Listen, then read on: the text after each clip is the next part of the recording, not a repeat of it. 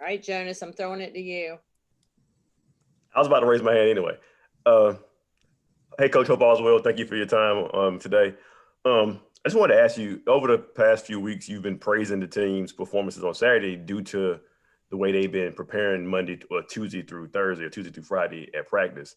Has it gotten to a point now? I'm sure you mentioned it in your meetings on Sunday, but has it gotten to the point now where a great practice week is automatic, or maybe the seniors are kind of taking over and expecting it each week? Yeah, I think the standard has been set. Our job is to try to raise it. So this week it was, let's have the best Tuesday we've had all year. Let's have the best Wednesday, and so on. And just trying to do one thing better than you did the last time you had an opportunity. And that's kind of the mantra we have right now. It's all about being, the 22 guys that are in the two deep on each side of the ball, just being a little bit better each day of the week that they go out there. Rob? Yeah, Dave, how happy are you with the linebacker group? I think you got 3 guys in top 10 maybe in tackles, something like that. Yeah, no, it's a fun group to watch. I think they feed off each other's energy. They're active. They understand the scheme. They're playing fast, and they're very talented, So it's been fun watching that group this year. And I don't expect it to slow down, I mean, the way these guys are playing, the way that they're picking things up right now, it's a lot of fun to see Peyton and Drake and Isaiah just feed off of each other, and then Levi, what he's been doing on third down too. Mike Toper. Good afternoon, Coach. I'm not asking for your game plan here, but the last 2 opponents, UNC has shown they've given up quite a few rushing yards to quarterbacks in terms of Virginia Tech as well as Florida State. We saw Bailey run a little bit and have success in that game against Wake Forest. Is that something you might look to exploit this weekend? We'll just have to see on Saturday. I mean, we definitely need to be able to run the ball to help Bailey. I think the run game is a big part of his success being in there, just because the play actions and the nakeds and the full protections you can do with downfield play action, all that stuff's better when you're able to run the football. Whether it's a tailback run or a quarterback run or a receiver run with some of our jets that we do, we've got to be able to run the football in this game. Aaron Beard. Hey, Dave, was looking at the numbers during the winning streak. You guys are allowing, I think it was 101 yards rushing for over the 3 games. I'm curious, what do you think you guys are doing the best in terms of stopping the run during that stretch? I think stopping the run is a collective thing, Aaron. It's the way that college football is now with so many perimeter plays. It always starts inside out, your nose guard, and we're getting very good nose guard play. And then it goes to the leverage, the edges of your defense. And we've been sound in those areas for the most part, and then it's pursuing the football. And I think all of it just kind of ties together. If you're soft in the middle, then you got no chance. If you don't leverage the ball, your pursuit doesn't matter. And so I think our guys just understand, kind of the 11-man approach we're taking and whose job it is to do what. And then just be a guy that's not going to be blocked by this person and get extra people there. Mark Armstrong. Dave, I'm putting together a story on Peyton for tomorrow, and I was wondering if there's any moment in his recruitment that you can share where you realized the pendulum had swung away from Chapel Hill and you guys were, definitely either in the mix or you were going to get him. Yeah, I mean, there was a night that me and Coach Huxtable were going to see him play. And that same afternoon, we found out that the UNC staff was going to be flying in there in a helicopter. And so I just called Peyton's coach and AD and said, hey, just so you know, we're coming in a pickup truck and country music's playing on the radio. I heard they're bringing in a helicopter. I hope you know that we're real and, this is a better place for him. And the AD called me back and just thanked me for not creating all the stuff that got created over there for them having to find a field for them to land a helicopter in. And, I just kind of felt like it put us in a place that made us more like them as a family. And I think I had Hank Williams Jr. on the radio when I was talking to him, so we were laughing about that. Thank you for choosing that moment because I have actually video of that, so that is perfect.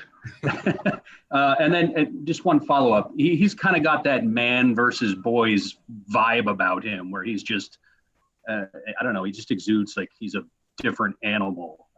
Can you speak to that a little bit? He's a throwback, you know. He's definitely like Jack Lambert and that old school linebacker that's just a vicious player, you know. He plays extremely hard. I think he's learned how much he loves football by losing football with his injuries. And he actually plays that way, you know, that he's going to give it everything because he knows how precious it is to him. So, you know, I just think there's few guys out there that play as hard as he physically plays the game. He's relentless. Thank you. Yep. Jonas. Coach, you said all earlier in the year that you guys will always need both of your quarterbacks to be elite. Obviously, Bailey's the guy, but has this been a crash course for Ben to get to that elite level in a short amount of days? How does he look being the number 2? Yeah, no, I mean, you know, during training camp when we lost Devin to the contact tracing thing, you all are aware of that. We were able to soak Ben and Bailey at that time, and Ben's done a really good job understanding the offense. We do developmental practice every Friday where he gets to, you know, run our skellies, and so he hasn't really looked like a guy that hasn't practiced. He's had a very good week. He's ready to play if called upon, and I think he's done a really good job of preparing himself for this moment when it comes. Aaron. Dave, this is a little bit of a bigger picture question beyond this game. There's been more focus from the ACC level, but also across the country on mental health. You know, in the old days, it was maybe an athlete saw a sports psychologist because they were having the yips on kicks or something. But how different is that part of it in terms of addressing mental health with your players and maybe erasing the stigma of seeing someone just to cope with anything going on, not just like a sports performance issue? No, I think it's probably one of the biggest changes in sports in the last 5 years. Not just the availability to get help for the guys, but from test anxiety to performance anxiety to the things that, you know, death in the family, all the things that happen. But there's a lot of pressure on these kids, and sometimes they don't handle it well. And, you know, sometimes it's internal pressure, sometimes it's external pressure that gets them, but it's definitely addressed. Our sports psychology team in a normal year would be at practice once a week. They'd be around the building all the time. Obviously now everything is kind of Zoom when it comes to that, but they're very accessible and they've really helped a lot of our players. And again, it's not looked at as a crutch or a weakness. It's looked at as a resource here. Thank you. Rob. How big of a threat is Carolina's receiving core, and is a worry defensively for Carolina? Is a worry that maybe broken plays could be some of their bigger plays? Yeah, I mean, I think when I watch them, first of all, they're very skilled. Running back, wideout, tight end, quarterback. The biggest thing you see this year, the quarterback, Sam gets out of trouble and extends plays, not by running down the field, by letting his receivers get open as he scrambles. And there's a lot of explosive plays that way in their offense. You know, I mean, you've got to tackle their quick game, tackle their hitches, tackle their screens and all that. That's every week.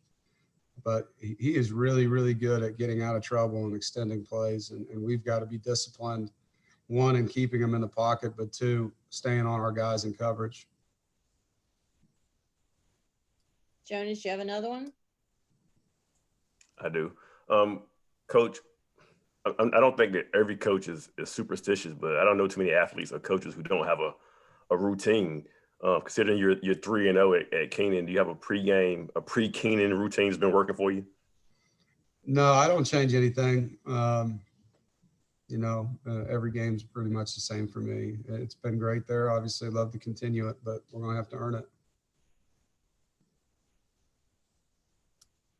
Does anybody have anything else? All right, y'all have a good one. Thank you. Thanks, Dave. Thanks.